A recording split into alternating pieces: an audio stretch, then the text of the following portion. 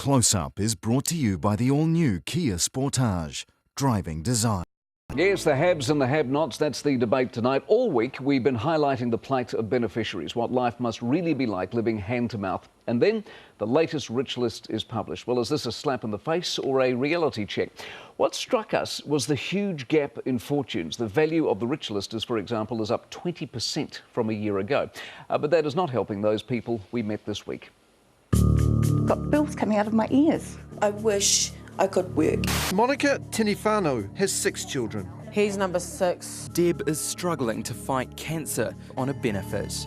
I feel degraded every time I go in there. Makes me feel really stink. Living on the benefits is no good. Do you think that you guys are taking advantage of the system? No. Why should the taxpayer continue to pay you, the DPB, to have 6 children?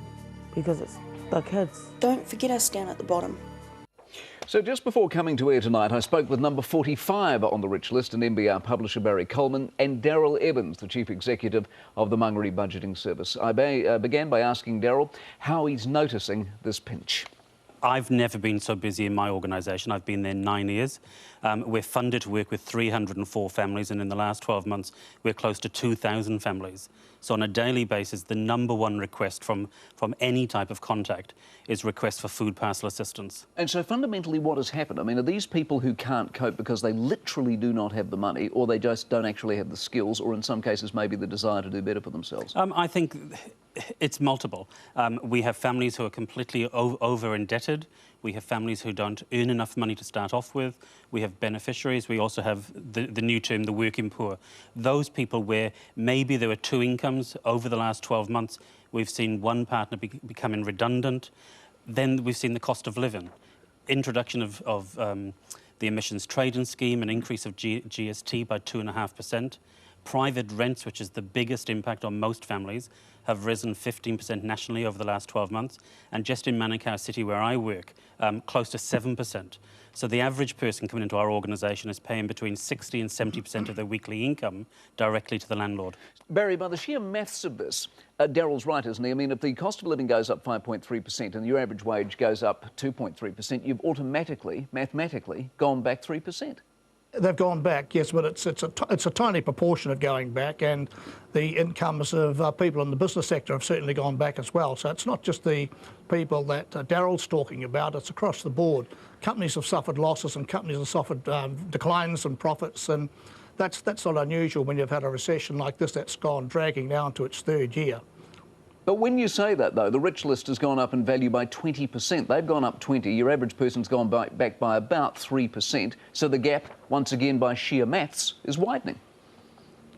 Well, this gap between the rich and the poor is one of the most damaging myths that we have in New Zealand. And people like socialists just keep repeating it over and over again, even though it's demonstrably not true.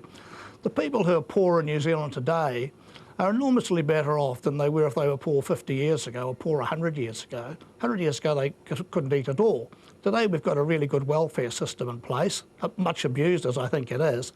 So the poor people are still fundamentally have roofs over their heads and they have enough to eat, by and large.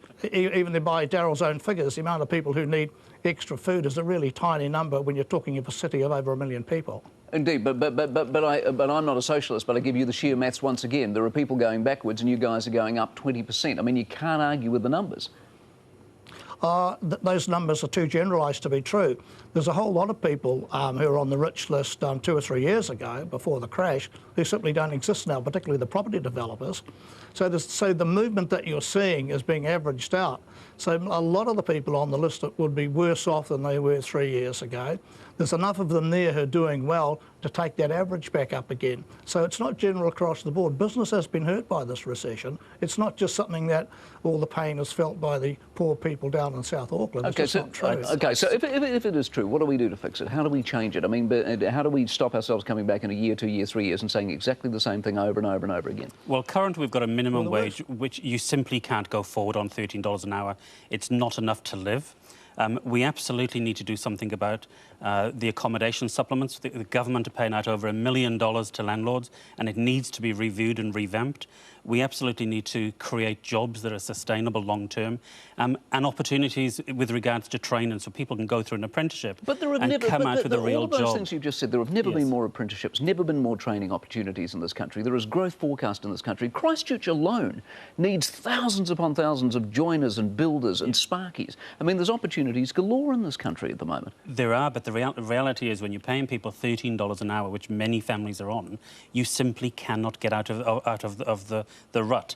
When you're paying 60 to 70% of the income to the landlord, when you're paying huge power prices, petrol prices, everything has gone up. And the difficulty is that people in South Auckland were working overtime.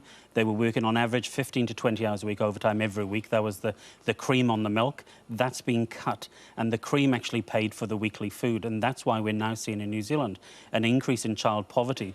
Statistics now show that 1 in every 5 children is living in an impoverished household. Do you have an answer to this, Barry, or do you just simply say, look, the gap isn't that wide anyway, so nothing needs addressing? Yeah, look, I think the worst possible thing we could do is to increase the minimum wage.